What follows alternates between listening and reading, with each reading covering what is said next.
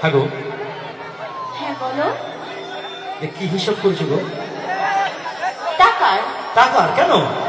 হ্যাঁ, তুমি তো প্রতিদিন কষ্ট করে বাসে ঝুলে অফিসে যাও, হ্যাঁ, যাই। তাই ভাবছি তোমাকে একটা মোটরসাইকেল কিনে দেব।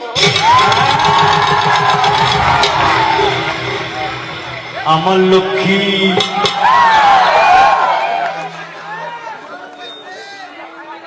ও পক্ষী, আমার লক্ষ্মী, ও পক্ষী, সোহাগী